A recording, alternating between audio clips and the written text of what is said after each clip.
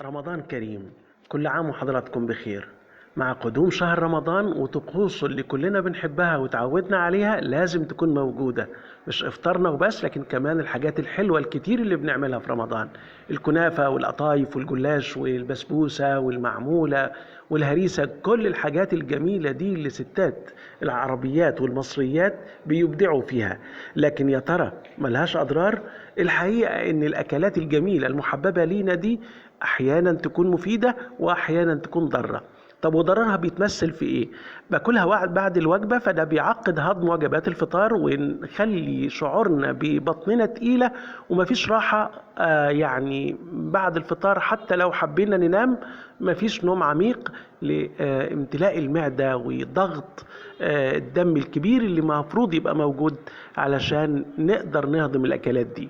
كمان نشرب ميه كتير جدا، لان طبيعي لما اكل سكريات عاليه او ملح عالي الجسم بيحتاج مني كم عالي من المية، والمعدة كمان مليانة بالأكل، فبتمثل يعني ضغط ما بعده ضغط علينا يا صايمين. كمان تناول الأكلات دي عالية الطاقة بتدي سمنة، نطلع من رمضان ووزننا عالي، ودي مشكلة كبيرة. كمان اللي عنده استعداد للسكر ومرض السكر، الحقيقة ان الأكلات دي بترفع سكر الدم بقدر عالي. وصعوبة حركة الأكل في القولون بيبقى من الأكلات دي، لأنها خالية من الألياف وبتسبب انتفاخات وتقلصات كتير في القولون. كل الكلام ده يا ترى ممكن نعمله بطريق صحي وسلس ومحبب؟ نتكلم مع بعض النهاردة عن الكنافة والقطايف وإزاي نخليها بشكل صحي أفضل من الطريقة اللي احنا متعودين عليها، ولو اننا صعب نغير لكن هنحاول مع بعض.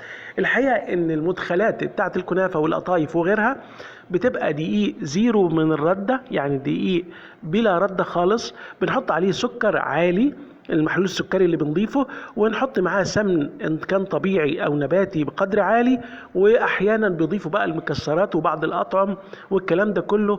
نتكلم عن الطريقة الصحية للكلام ده.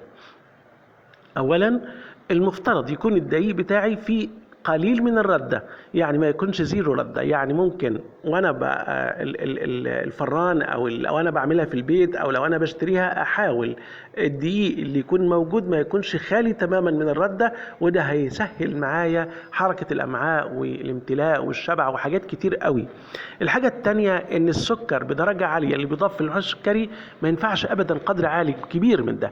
استخدم مكانه العسل او ابدل شوية سكر مع شوية عسل، واضيف الفاكهة اللي ممكن تضيف لي معدل حلاوة عالي، ونرغب في الكنافة باضافة الفاكهة دي. احيانا بنسمع ان في كنافة بالمانجا وبالتمر وبالتين، ممكن ست البيت تبدع في اضافة الفاكهة ليكسبها الطعم الحلو مع العناصر الغذائية القيمة اللي موجودة في الفاكهة، وده شيء محبب جدا ونحاول نعمله حرصا على صحتنا وصحة أسرتنا. السمن بضيف قدر يا ريت يكون معتدل، ما يكونش عالي، وأتمنى يبقى طبيعي، ويا سلام لو كانت السمن المضافة في شكل زبدة طبيعية مش في شكل سمن أصلا.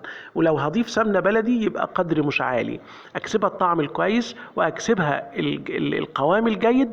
وممكن أضيف اللبن أحيانا في بعض المصنعات زي البسبوسة والهريسة والكلام ده. ومع ان البسبوسة والهريسة تتميز بانها حبة كاملة يعني فيها ردة، وبالتالي الدقيق مش مصدر خطورة هنا، لكن غير القطايف والكلام ده. طيب التسوية، وانا بعمل عملية تسوية ابعد تماما عن ان انا اخلي المنتج بتاعي لونه بني غامق، يبقى لونه ذهبي جميل كده، افضل كتير ما اتعرض لكربوهيدرات محروق بيمثل خطورة على الصحة وبيمثل معايا بعض المشاكل أثناء الهضم وممكن تصل لحد الأمراض. طيب الكمية اللي أكلها الحقيقة على حسب صحتك. لو أنت مريض سكر يبقى قدر عقلة صباع أو أكتر حسب حالة السكر اللي عندك، ولو فيها فاكهة نكتر شوية. طيب لو أنا سليم يكفينا قطعة واحدة وتبقى بعد الأكل بساعتين على الأقل عشان ما أعقدش هضم الوجبة اللي جوايا. مهم جدا ان انا احرص على شرب المية بقدر معتدل، لان ده هيساعد الجسم على التخلص من اضرار السكريات العالية ومن اضرار المكونات اللي احنا اكلناها سواء في الفطار وفي الحلويات بتاعتنا. طيب ينصح ان انا اشرب حاجة بعدها؟ ايوه، لو قدرت تشرب نعناع او ينسون رائع جدا، هيساعد حركة الجهاز الهضمي على الانتظام. كل ده موجود وسهل، وممكن ست البيت تبدع فيه وتضمن الصحة لأسرتها، ويبقى رمضان طعمه حلو وأكلاته جميلة. ودايما يا رب رمضان كريم، وربنا يحفظنا ويحفظكم ويتقبل منا صيامنا وعباداتنا يا رب. سعيد متولي، خبير التغذية العامة والصحة. رمضان كريم، كل عام وحضراتكم بخير. مع قدوم شهر رمضان وطقوسه اللي كلنا بنحبها وتعودنا عليها لازم تكون موجودة، مش افطارنا وبس لكن كمان الحاجات الحلوة الكتير اللي بنعملها في رمضان، الكنافة والقطايف.